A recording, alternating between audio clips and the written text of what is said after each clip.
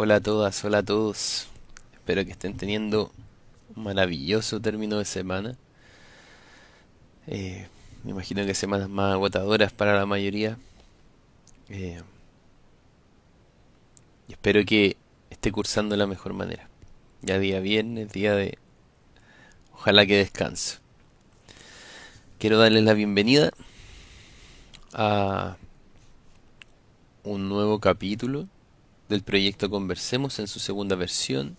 El segundo capítulo del ciclo de crianza, donde vamos a hablar en este ratito de estilos de crianza y de apego, que son elementos, diría yo, los elementos fundamentales en el proceso de crianza, en el proceso de acompañamiento, como lo hablábamos la otra vez, que implica mucho más que lo básico de la crianza, de la satisfacción de las necesidades básicas o el cubrimiento de las necesidades básicas. Eh, es justamente en lo que implica ese acompañamiento, en la construcción del propio camino vital, en la construcción de nuestra identidad, de quienes somos finalmente, es que cómo nos vayan guiando, cómo nos vayan mostrando modelos de relación, se vuelve fundamental y ahí surgen este par de elementos de los que vamos a hablar hoy día. La teoría del apego, eh, una teoría muy antigua y que se ha ido deconstruyendo, reconstruyendo, actualizando a lo largo de los años. Eh, y es una teoría explicativa de las relaciones interpersonales, en particular de las relaciones significativas, y, y que se aplica a lo largo de toda la vida. El apego ya está muy estudiado que se puede reconfigurar, o sea, no porque yo generé un tipo de apego en mi infancia voy a tener ese estilo de apego toda mi vida. Para nada. Se va reconstruyendo, reconfigurando en cada una de las nuevas relaciones significativas, porque es donde más se pone en juego el apego, las relaciones significativas. Es una teoría de la exploración, una teoría de la exploración donde en el fondo lo que se va tramitando es la relación entre la cercanía y la seguridad y la exploración. O sea, en la medida en que yo me siento más seguro con mi figura significativa, más puedo explorar. Sé que está ahí, cuidándome, acompañándome, por lo tanto puedo explorar porque sé que si algo pasa, va a estar ahí para cuidar. ¿Cómo se da eso? Es lo que explica la teoría del apego. Porque no solo se da de la manera ideal, que es de la manera segura. Eh, Es bien interesante la teoría del apego porque finalmente alude que en el acto concreto de la exploración en la primera infancia, lo que se va tramitando y lo que se va desarrollando es la capacidad de exploración a nivel psíquico, o sea, nuestra capacidad de exploración por caminos y alternativas. ¿Y qué es eso de alguna manera, o en total manera en realidad? Es nuestra capacidad de resolver conflictos, de andar en la vida. O sea, yo tengo un obstáculo, una dificultad, un problema. Lo que hago es explorar caminos de solución. En la medida en que yo tengo maneras saludables de resolver y de explorar por mi mundo psíquico, voy a poder seguir fluyendo y construyendo el camino. Es una teoría súper importante, o el apego en particular. Yo soy de la idea de que más allá que del desapego, como lo plantean los budistas, soy mucho más de la idea de tener apegos seguros. Somos seres que nos apegamos, es nuestro impulso natural, por nuestro impulso de vida. Nuestro primer impulso es generar un apego. Entonces, de alguna manera, tiene que haber un apego. Es súper fácil hablar de desapego estando desde los 8 años en el Himalaya y eso es súper controversial, así que hay gente que va a estar en absoluto desacuerdo y está bien. Pero si te dejaron a los 8 años en el Himalaya con puros monjes que están la mitad del tiempo callados, obviamente va a ser mucho más fácil desapegarse que si estamos en este mundo y es lo importante de contextualizar. Yo propongo que hay un apego, pero seguro. Ese apego genera libertad, genera exploración.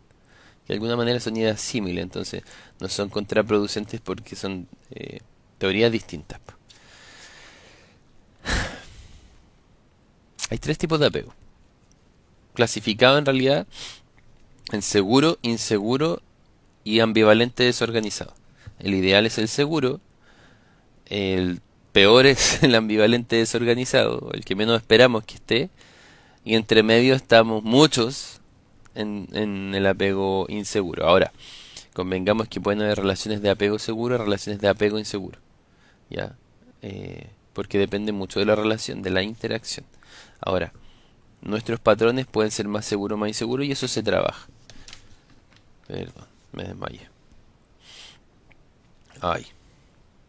Em,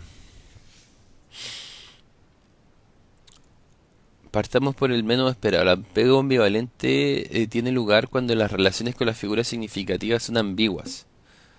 Eh, de alguna manera mi figura significativa me muestra que está y que me quiere y está ahí para cuidarme, etcétera, etcétera. Pero por otro lado me rechaza. Y como me rechaza, entonces a veces siento que me quieren, que no me quieren, y este típico niño, esta típica persona que te busca y te busca desesperadamente y angustiosamente, y que tú vas y te dice no, no, y te rechaza. Y que después cuando te rechaza tú te vas y desesperadamente sientes la falta y te busca. Entonces son maneras súper tóxicas de vincularse. Eso es lo que se genera, en el fondo, producto de este apego. El apego ansioso o inseguro tiene dos patitas. Está el evitativo y el coercitivo. El coercitivo es aquel que la figura cuidadora significativa no deja hacer nada al niño o a la niña. Entonces le hace todo. Entonces coerciona su andar, su exploración. No, aquí, aquí, aquí. Y en base al temor que tiene la propia figura. Entonces, que lo que genera personas muy dependientes, muy inseguras, muy temerosas. El evitativo, por su parte, es aquel que nunca está a la figura. Entonces ese niño o niña aprende a cuidarse solo. Y es súper exitoso, pero le cuesta mucho establecer relaciones. Lo que evita es el contacto emocional y evita la vinculación con un otro, porque eso implica un contacto emocional. Por eso evitativo. Eh, el coercitivo genera relaciones súper dependientes. Eh, entonces, cuando no está esa relación de dependencia, aparece la ansiedad y la inseguridad. Y en el caso del evitativo, cuando se conecta con sus emociones o en las relaciones, genera mucha ansiedad. Y está el seguro, que él es el que más esperamos de alguna manera que esté, que es aquel donde la figura cuidadora está siempre presente. La otra vez hablamos de presencia como importancia, como un elemento muy importante y fundamental en la crianza. Eh, pero deja explorar al niño o a la niña. Entonces el niño va, explora, si tiene miedo mira y está ahí la figura, está accesible, después vuelve y sigue jugando y explorando y sabe que está, entonces aprende a explorar. La base segura que hablábamos la otra vez, de alguna manera, porque la figura significativa se tiene que constituir como una base segura, como una base que es segura, que siempre está ahí. Y como siempre está ahí, entonces el niño puede tramitar o la niña la exploración, la proximidad y la exploración, cercanía, lejanía. Y eso le promueve la autonomía, como decíamos, a nivel psíquico. Obviamente la pretensión es de un apego seguro. ¿Puede que generemos a veces un apego inseguro? Sí, o dinámicas de apego inseguro, por supuesto. Pero si somos conscientes y responsables, como hablábamos la otra vez, siempre podemos promover o intentar o pretender tener un apego seguro. Y eso está estrechamente relacionado con los estilos de crianza, porque no hay una crianza mala o buena. Estáis criando mal, estáis criando bien. Eso. No hay un manual, por algo no hay un manual, porque depende de cada persona. Sin embargo, si la crianza es con amor, es consciente y con responsabilidad, va a ser siempre buena. Esos elementos tienen que ser centrales. Desde el amor más profundo, que en general todos lo sentimos por nuestros hijos e hijas, con conciencia, o sea, dándonos cuenta de lo que está ocurriendo, preguntándonos, cuestionándonos, eligiendo cómo hacerlo, y con responsabilidad. ¿Con qué? Con nuestro rol y con la figura que está ahí dependiendo de nosotros. ¿Podemos cometer errores? Todo el rato. Es parte de. De hecho, incluso hay estudios que indican que cometer errores es necesario en el proceso de desarrollo de los seres humanos. O sea, que la figura cuidadora cometa un error es necesario. ¿Por qué? Porque la tramitación y la resolución de ese error ayuda a forjar el carácter, la personalidad, la identidad. Entonces, de alguna manera, si yo cometo un error con mis hijos o mis hijas, ellos me pasan factura, la factura no me la pasan a mí, la tienen que entender ellos en su adultez y ellos hacer ese proceso para poder corregirlo en su vida, etcétera, etcétera. Obviamente estamos hablando de errores que en base a la responsabilidad no tienen altas consecuencias. Cuando se es irresponsable, el error es muy dañino, es muy generador de trauma. Entonces estamos hablando de que cometamos errores, pero en base a la responsabilidad y a la conciencia. Hay cuatro estilos de crianza. Está el permisivo, que es aquel papá, mamá, cuidador, cuidadora que lo deja hacer todo. ¿Y que genera? Tiranos, pues tiranos, poco empáticos, eh, egoístas, porque lo dejan hacer todo. Recuerden que la crianza, ya vamos a hablar de ello, tiene que ver con el apoyo, con la contención, en su eje del apoyo y en su eje de los límites. Entonces son padres muy amorosos, pero que no ponen nunca límites. Y ahí generamos unas bestias tiranas. Por otro lado, está el papá negligente o la mamá negligente, el estilo de crianza negligente o pasivo, que es aquel que nunca está. En general es el que genera un apego evitativo. El permisivo es el que tiende a generar un poco más el coercitivo. Eh, el negligente es el que nunca está. El que no da cariño ni pone límite. Ese es el que menos tenemos que ser en el fondo. Está el autoritario. El autoritario muchas veces también genera como estilos evitativos porque no está disponible efectivamente. El que no da mucho cariño pero pone muchos límites. Entonces, claro, se generan personas muy, muy estructuradas, con mucho nivel de éxito, pero con mucha dificultad para conectarse con las emociones, porque no hay una contención, no hay un apoyo. Y está el ideal, que es el padre no autoritario, con autoridad, o la madre con autoridad, que puede ser estilo de crianza con autoridad, segurizador o democrático, se conoce de esas tres maneras. Y que básicamente es el que entrega mucho cariño, y es el que pone límites, pero los límites los va dialogando. La otra vez hablamos de la importancia de la conversación. Va conversando, va propiciando y acompañando la reflexión, va siendo muy amoroso, castigando como una consecuencia y poniendo límites, más no retando, porque el reto tiene que ver con esta explosión de uno y la liberación de uno como cuidador, cuidadora. Entonces, dialoga, conversa y es muy amoroso. Y en ese ser amoroso cambia sin duda los tonos emocionales según la emoción que está experimentando. O sea, manifiesta enojo, pena, etcétera, etcétera. Pero lo hace de una manera que es muy saludable. Y ese es el que genera el apego seguro. Que es el que tenemos que tratar de ser. ¿Por qué? Porque recordemos siempre que la contención es crucial. Tanto como el amor, tanto como la creencia y como la responsabilidad. Cuando yo contengo, es decir, apoyo, pero también contengo, pongo límites, lo que ocurre es que le estoy dando un, una estructura, un cauce, porque acordémonos que el apego es la tramitación de lo concreto a lo psíquico.